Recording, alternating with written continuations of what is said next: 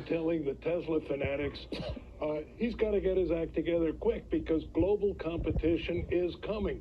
This Audi e-tron is not a big surprise. We've known it was coming for the last 2.5 years. Mercedes is going to have one. BMW. Porsche is going to have a four-door sedan with a 300-mile range. General Motors has announced 20 different electric vehicle models.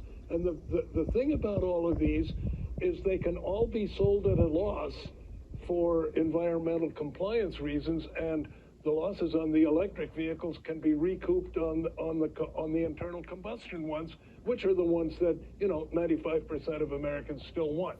Our focus today is on Tesla and whether or not the company and the industry gets wiped out by the usual suspects who destroyed EVs approximately 100 years ago.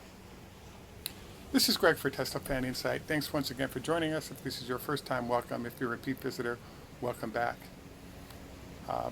We also want to encourage you to join us on Patreon if you'd like some better ideas on investing and trading.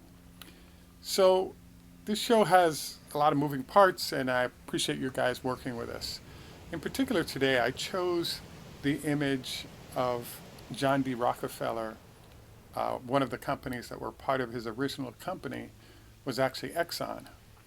So as I was riding my bike in Washington, D.C. a week ago after doing my show where we had Bob Lutz discussing what's going on and what people really want to buy, etc., a very strange thing popped up, which is that if you look at the map of the United States and where EVs have done really well, and that's primarily California as the number one state, but it sort of extends from there along the southern portion of the United States. One of the things you'll notice is that there are a lot of great places to install charging or have charging done at your home.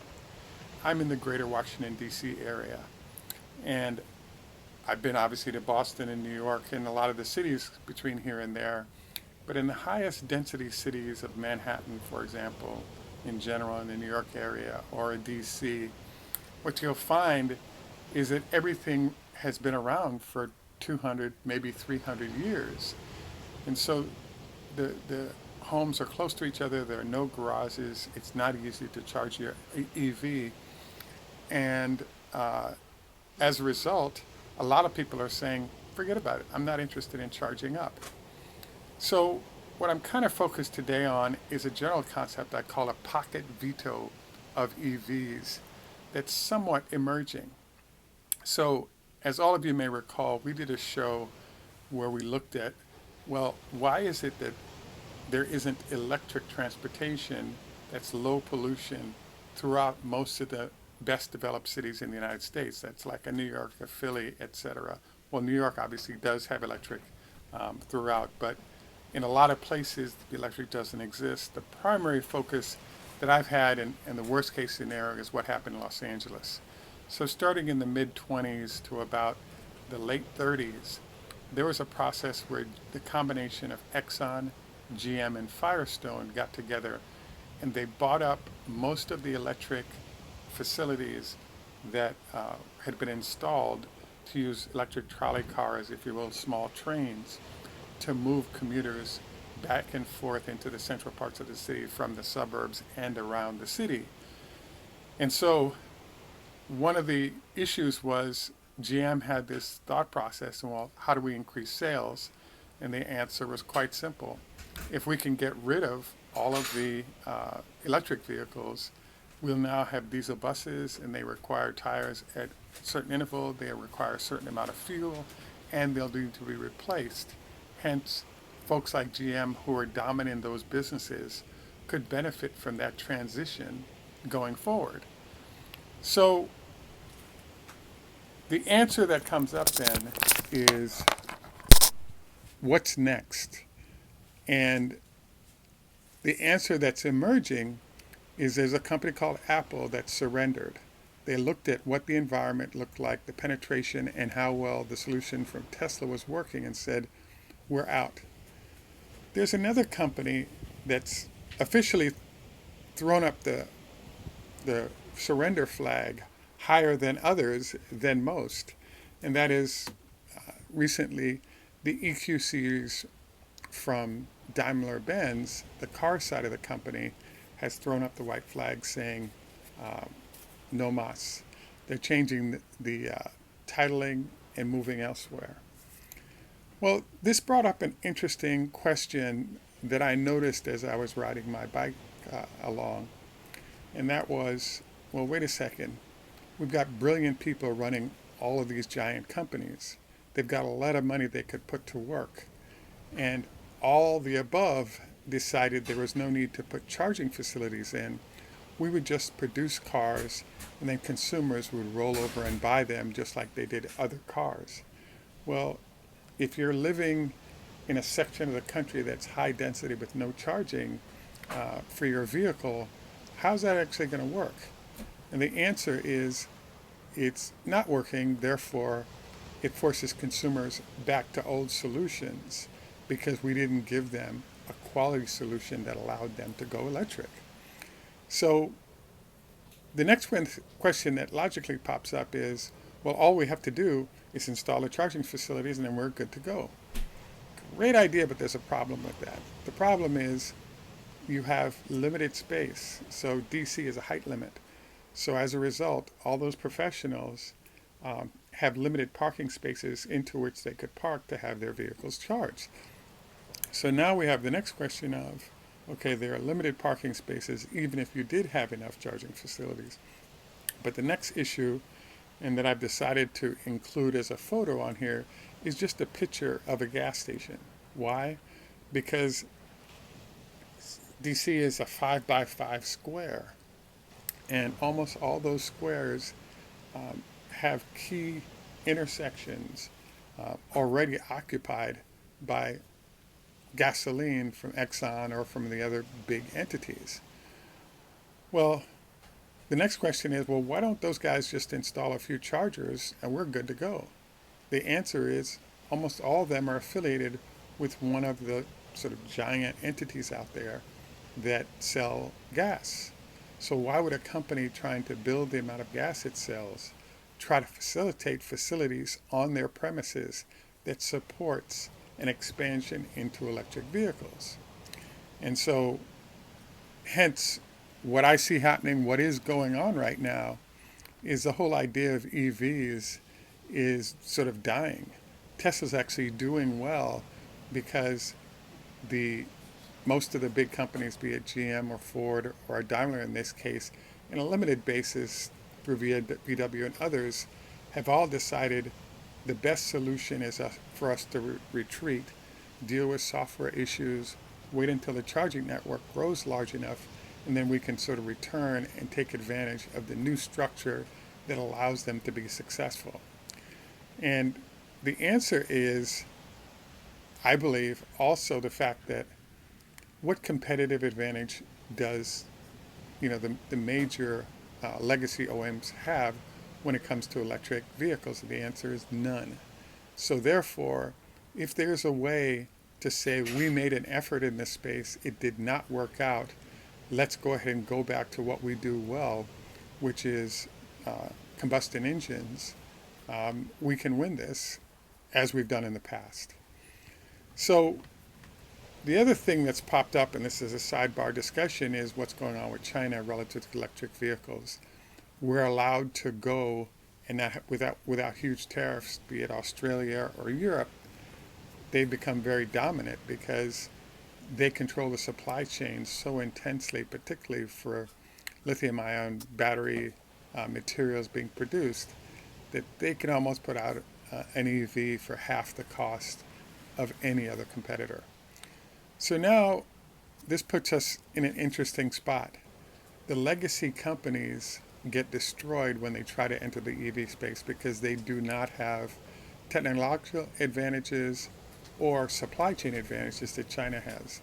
They also are behind the curve relative to charging facilities when it comes to Tesla. So what it looks to me like is we have a white flag going on here. The traditional sort of, call it a duopoly or however many opolies you want, of the tire companies combined with the oil producing or selling entities, combined with companies that have a long-term strategic advantage in that space have every incentive right now to completely destroy the solution that's being put forward by the Teslas of the world, etc. So one of the questions that's lurking, and I think right now Tesla's doing great. I expect great numbers for the quarter that's coming out. But there's this general problem that's happening, which is realistically, does the EV industry run out of rope? So what does that mean? Well, it might be viable for those electric vehicles to happen in places where there's single-family homes in large numbers and a growing number, or there's enough sunlight where the solar panels can bring it down into the house, etc. But now we have this weird competition going on between the expansion of AI and what's happening with that electricity, and then the cost of that electricity rising. There will be some interesting questions about, is the electric cost viable, and might that be another reason once all the AI entities start consuming large amounts of electricity, will that force prices up enough where oil becomes a cheap alternative? So instead of getting hit on a higher price vehicles, you're getting hit on higher price electricity. And this sort of whole setup creates an environment where it's difficult for electric and the benefits of pollution, etc., reduction, sort of being destroyed. So the final thought I had on this is how there are certain entities that are so powerful that they can create the weather. So one of my mentors actually worked at an agency that worked with Ford Motor Company one time, and the head of Ford Motor was there, one of the Fords from 40 or 50 years ago. And he asked, well, do you know what time it is? And the executive's response to Mr. Ford was, well, what time would you like it to be? Meaning that it's amazing if you have enough power that you can create the weather or create the time according to what you feel like doing. So it's my belief right now that Tesla's doing great, especially with the retreat of all the major players who can't sell vehicles. In the case of Ford, the Mach-E has a 1-year supply of unsold vehicles. And you're seeing similar things with other electric vehicles without an anticipated solution for how those chargings might occur and occur at a fast enough pace. I leave you with this one last question. I'm watching people in Washington, D.C. with expensive, particularly the GM products, or even the Rivian product, where people are losing, the company's losing $30,000 per vehicle. And a strange question comes up. Why would I want to spend about $100,000 after everything and have range anxiety issues because I have no charging facilities that are easy to get to, or a myriad of other issues that these guys have? Is my vehicle fast charging? Did they get the chips sufficiently right for those vehicles so we don't have to wait for functionality elements of those vehicles? So the general theme here is it's possible that you can do a bad enough job that that consumers basically say it's not worth the hassle. I'll go back to my combustion engines and deal with this later when these guys figure it out. And by the time we get to that place, it's possible that we end up back in this, why bother with electric? Because we don't have a solution that allows us to have density of charging consistent with the density of fuel availability that comes from, just going back to the combustion engine, which is where the big OEMs have the competitive advantage anyway. And that is kind of one of the underlying themes that Bob Lutz has articulated.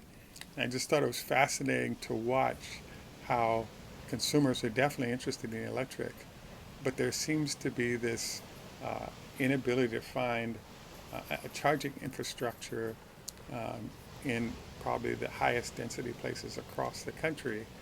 And the oil companies, et cetera, aren't saying, no, we don't want to support this. What they're saying is, we're not going to say anything. We're just not going to provide the space for that new infrastructure to be installed. And therefore, we can have a pocket veto on the whole thing, and we don't have to say we're against it. We just have to make sure that we don't give up locations that allow that systems to become more efficient. At any rate, we really look forward to your comments on this. This is Greg for Teslafaninsight. Tschüss, au revoir, Heathrow, Khoda Hafiz, Ni Hao Ma, Namaste. Next and last, we wanted to insert today how your arm swing can tell you about where other issues are going on with your body. So look forward to that for our health tip at the end. Just a reminder of your 25 leg lifts a day. Also wanted to encourage you to do a 20-minute walk daily each morning. And once again, thanks for the visit in time.